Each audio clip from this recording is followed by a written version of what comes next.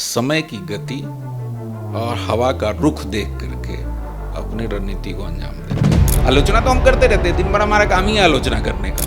लोगों को लगा कि नरेंद्र मोदी खत्म हो जाएंगे इसमें, और सरकार चाहे तो इन सब को पूरी तरीके से प्रताड़ित कर सकती है। भाई राहुल गांधी अगर कोई चीज अच्छा करेंगे तो हम उन्हें उसकी तारीफ कर दी, तो हम नहीं करेंगे तो कौन करेगा। प्राइम मिनिस्टर को लेकर के सब लोग हिटलर हिटलर हिटलर हिटलर की एक छवि बना रहे थे, तो 1 मिनट में ध्वस्त हो गया।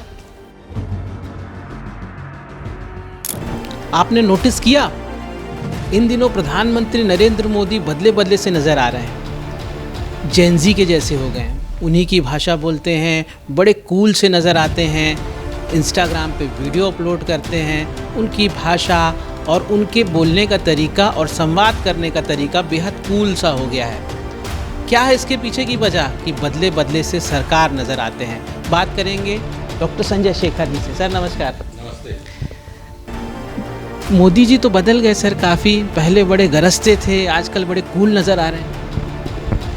देखिए, प्राइम मिनिस्टर को आप अगर उनकी पूरी पॉलिटिकल जर्नी को देखेंगे तो ऐसे कई बदलाव नजर आते हैं।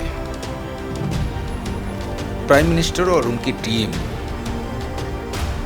समय की गति और हवा का रुख देख करके अपनी रणनीति को अंजाम देते हैं और अपनी चीजों को तय करते हैं, और यही वजह है कि उन्होंने इतना लंबा राजनीतिक सफर कई बड़े झंझावातों के बावजूद, जिसमें गोधरा कांड एक बहुत बड़ा था, उसके बाद लोगों को लगा कि नरेंद्र मोदी खत्म हो जाएंगे इसमें, लेकिन वहाँ से जहाँ पतन लोगों को लग रहा था, वहाँ से नरेंद्र मोदी का उत्थान हुआ, एक नए मोदी का उत्थान। तो दरअसल उनकी समझ, अपनी राजनीतिक समझ और उनकी टीम जो है वो हवाओं का रुख भाप करके फिर अपनी चाल और दिशा तय करती है। अभी जो बदले बदले से सरकार हैं वो समय की मांग है,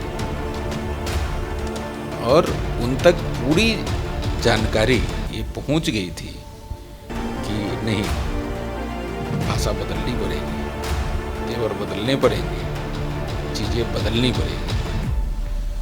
और इसको मैं केवल मजबूरी के तौर पे नहीं देखता, इसको देश की जरूरत के तौर पे भी देखता हूँ। और मैं एक पत्रकार के तौर पर ये कहना चाहूँगा कि जिन परिस्थितियों में जंतर मंतर पे आंदोलन चल रहा था और आंदोलन जिस दिशा में जा रहा था, उसका जो रुख था, उसमें प्राइम मिनिस्टर ने, केंद्र सरकार ने जो स्टैंड लिया, राष्ट्रवादी विचारधारा के बहुत सारे लोगों को तकलीफ भी हुई, बहुत सारे लोगों ने आलोचना भी की, लेकिन एक पत्रकार के तौर पे मुझे लगता है कि उस समय वो सर्वाधिक जरूरी और सर्वाधिक सही कदम, नहीं तो देश में अराजक स्थिति उत्पन्न हो जाती है। जिस तरह की तस्वीरें पूरे देश से आनी शुरू हो गई थी जंतर मंतर के बाद। मुंबई से आपने देखा जिस तरह की तस्वीरें आई, अरुणाचल तरफ से भी, पूर्वोत्तर की तरफ से भी आ रही थी, गुजरात से खुद जिस तरह की तस्वीरें आ रही थी, पटना से जिस तरह की हिंसक झड़पें शुरू हो गई थी, पूरे देश का कमोबेश है हाल। तो अगर उसमें प्राइम मिनिस्टर मोदी अगर सूझबूझ का परिचय नहीं देते, और मैं तो बड़ा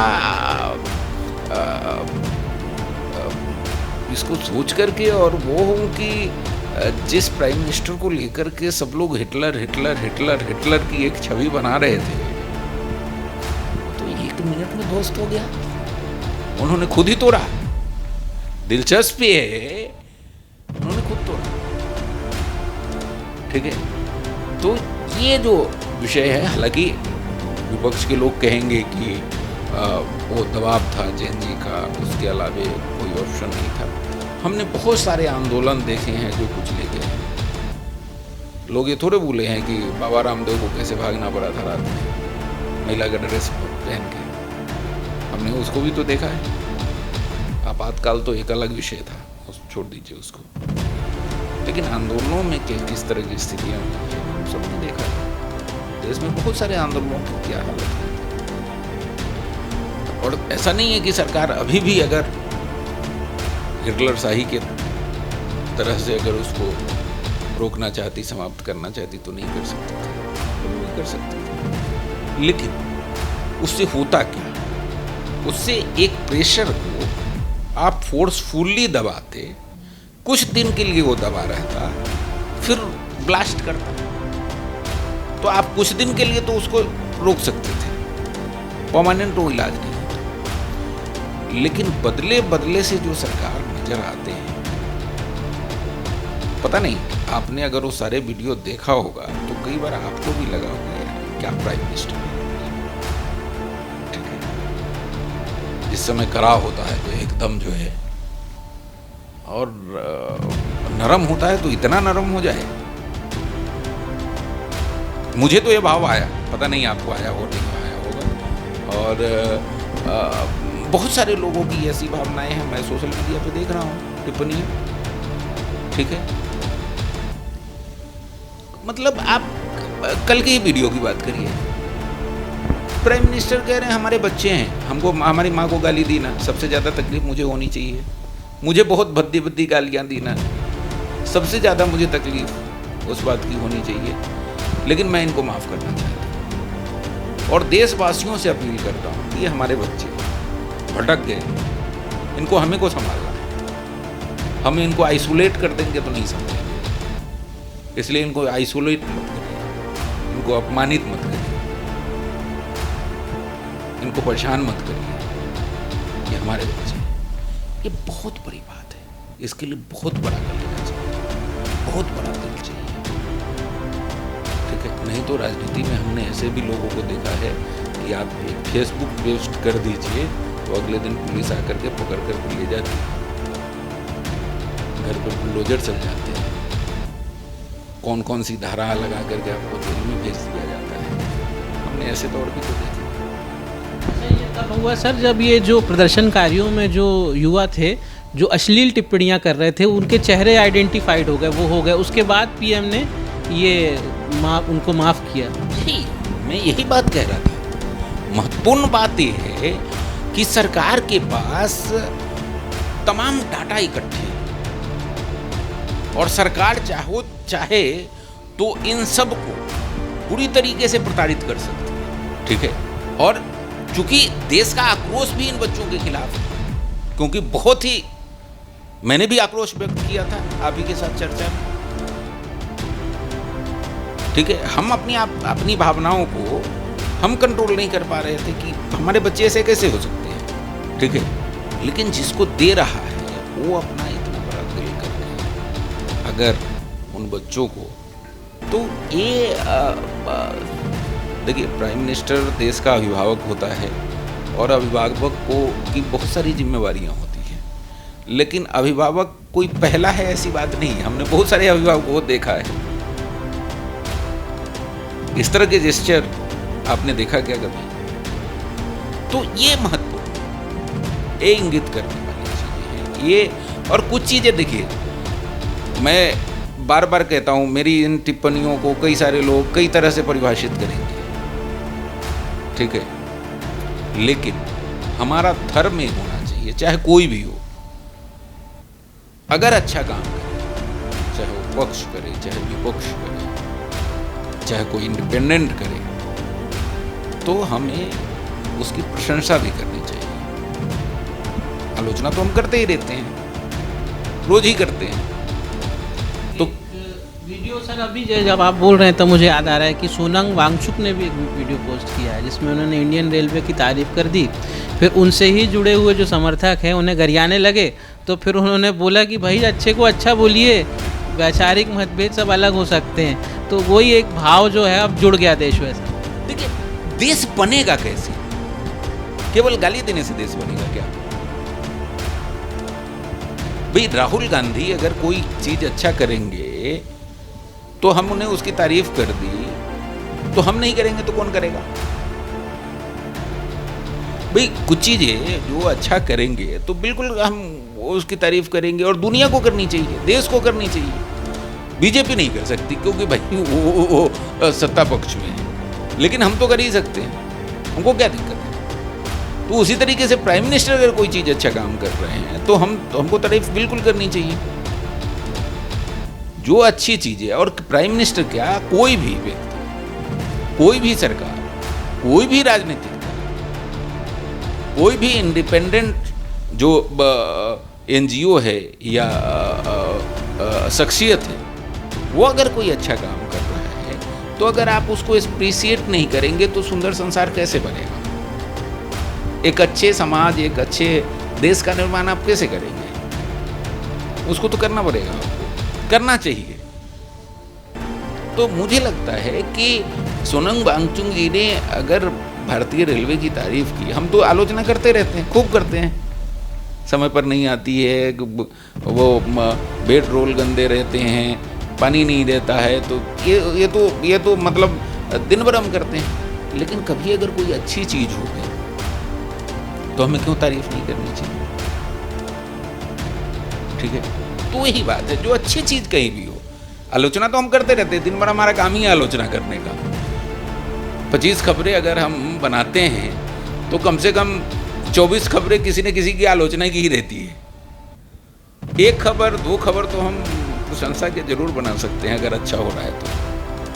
संवाद और सुधार के रास्ते हमेशा खुले रहने चाहिए। बिल्कुल बिल्कुल, देश तभी बनेगा, समाज तभी बनेगा, व्यक्ति का निर्माण तभी होगा।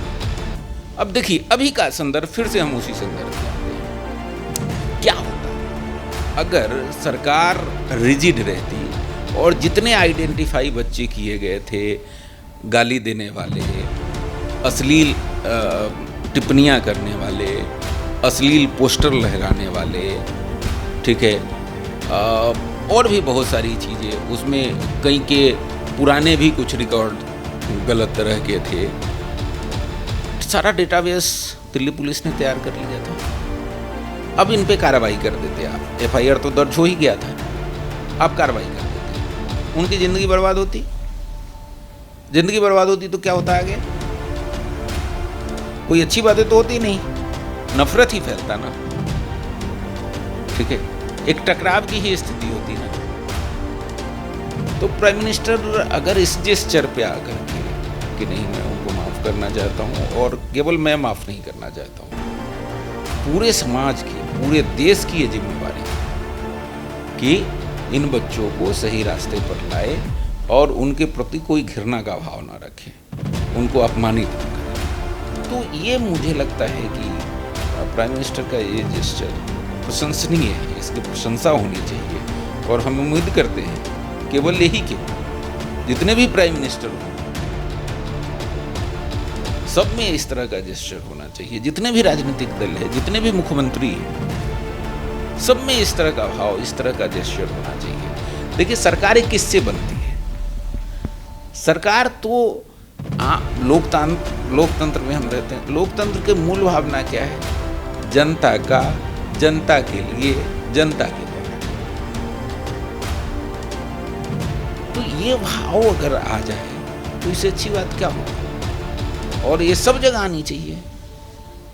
भाई अगर कुछ लोग, मैंने कुछ टिप्पणियां पढ़ रहा हूँ विपक्ष के लोगों की सोशल मीडिया में इस विषय को लेकर के भी, भाई क्या है, आपकी भी कई जगह सरकारें हैं, आप यही जैसे लाइए ना, दुनिया सुंदर बनेगी, देश सुंदर बनेगा, समाज सुंदर बनेगा।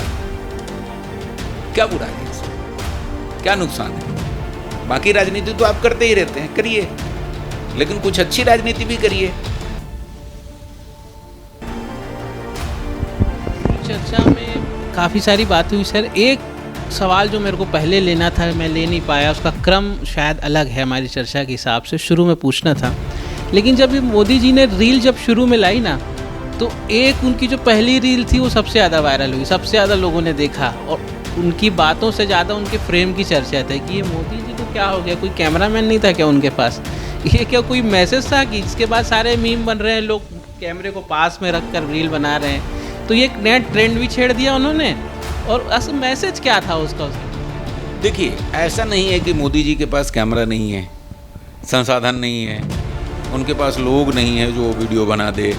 वो सब कुछ हो सकता है, ठीक है, और सब कुछ है, लेकिन वो कनेक्ट करना चाहते हैं यूथ से, जो उस तरह से वीडियो बनाता है, जिनके पास संसाधन नहीं है, उससे कनेक्ट करना चाहते हैं। उनके पास बहुत सारे ऑप्शन थे, देश के नाम संबोधन कर देते दूरदर्शन में जा कर के, घर से लाइव हो जाते, मन की बात बोल देते, ठीक है, हजारों तरह के उसके रील्स बन जाते बाइट ले करके, सब कुछ हो सकता था। लेकिन जैसा कि मैंने जहाँ से शुरुआत की कि मोदी जी और उनकी टीम जो है हवा का रुख भाप करके, ठीक है, उसके अनुसार अपना कदम बढ़ाती है। तो उनकी टीम ने और मोदी जी को ये लगा कि ये जो समय है ना, ये समय भाषण देने का नहीं है,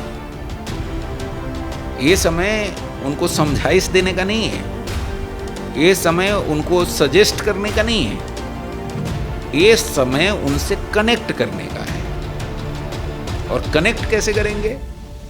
उनकी जगह पे जाकर, उनके लेवल पे जाकर, उनकी भाषा में जाकर, उनके मनोभाव में जाकर के।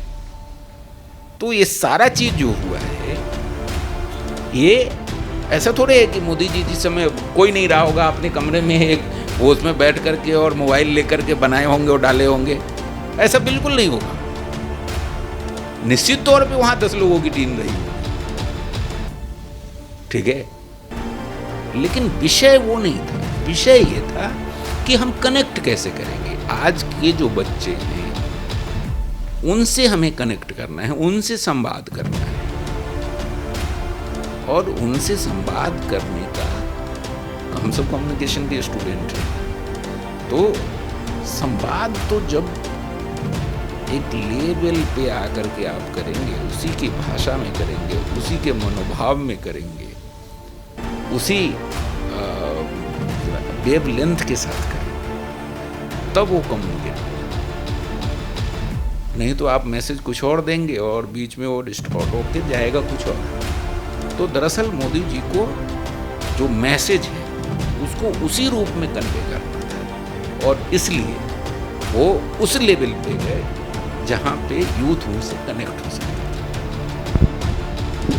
बहुत बहुत शुक्रिया संजय जी, आपने बता दिया आखिर कि मोदी जी सरकार बदल क्यों गए आखिरकार। इस पूरी चर्चा के लिए आपका धन्यवाद, नमस्कार।